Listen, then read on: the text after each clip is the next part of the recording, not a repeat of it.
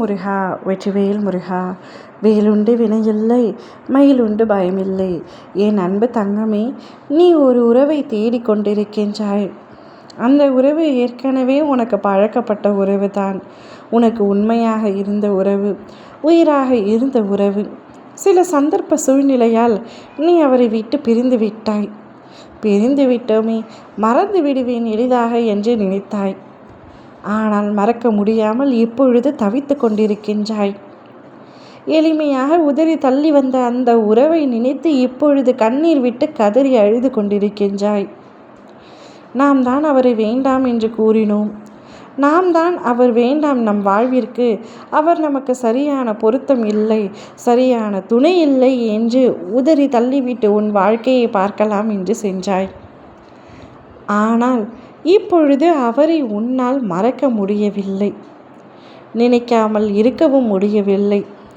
சிலரின் பேச்சுக்களை கேட்டு நான் உயிருக்கு உயிராக நேசித்த நபரை இப்பொழுது பிரிந்து விட்டேன். ஆனால் அவரை மறக்க முடியாமல் நித்தமும் தவித்து கொண்டிருக்கின்றேன். மீண்டும் அவரை நான் சந்திப்பேனா? அவர் என்னை மீண்டும் ஏற்றுக்கொள்வாரா? நான் அவரிடம் உண்மையை சொன்னால் அவர் என்னை புரிந்து கொள்வாரா என்று அந்த உறவை காணும்படியாக தேடிக்கொண்டிருக்கின்றாய். உன் வாழ்க்கை தேடுதலில் முடிவடைந்துவிடும் என்று எண்ணாதே.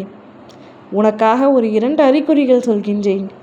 இந்த அறிகுறிகள் உனக்கு தெரிந்தால் நிச்சயமாக உன்னவரை நீ தேடும் உன்னுறவை நீ மீண்டும் அடைவாய். இதில் முதலாவதான அறிகுறி, நீ அவரை நினைத்து கொண்டே தூங்கினாலும் சரி, நினைக்காமல் எங்கே எப்படி வேண்டுமானாலும் சரி, தூங்கும் பொழுது அவர் உன்னுடைய கனவில் தொடர்ந்து வந்து கொண்டே இருந்தால் நிச்சயமாக அவர் நினைவிலும் உன் அருகில் வருவார், உன்னை தேடி வருவார்.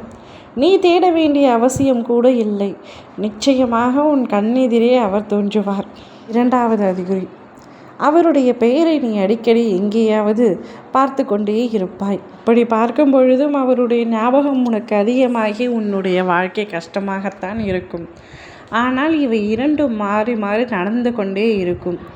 அப்படி நடக்குதென்றால் நிச்சயமாக நீ தேடும் உறவை உன்னை தேடி வர செய்து நீ அவருடன் ஒன்றாக இணைந்து வாழ்வதை நான் நிச்சயமாக பார்ப்பேன். நீ சந்தோஷமாக இருக்க வேண்டும் என்று தான் நானும் எண்ணுகின்றேன்.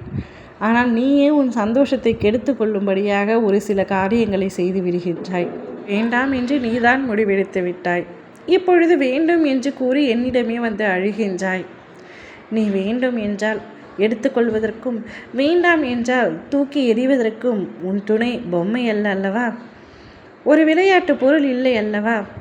ஒரு உன்னதமான உயிர், உன் மீது உயிரை வைத்து கொண்டிருந்த ஒரு உயிர். எளிதாக தூக்கி எறிந்துவிட்டு அவர் மனம் படும் கஷ்டத்தை நீ சற்றாவது புரிந்து கொண்டாயா? இல்லை. இப்பொழுது அவரே வேண்டும் என்று என்னிடத்தில் வந்து நீ அழுது கொண்டிருக்கின்றாய். கவலை கொள்ளாதே. என் பிள்ளையான உனக்கு நான் மீண்டும் வாய்ப்பு தருகின்றேன். நிச்சயமாக உன் துணையை நீ சந்திப்பாய். உன் உயிரான உறவை நீ சந்திப்பாய். அவருடன் மீண்டும் இணைந்து ஒன்றாக வாழ்வாய். ஓம் முருகா வெற்றிவேல் முருகா.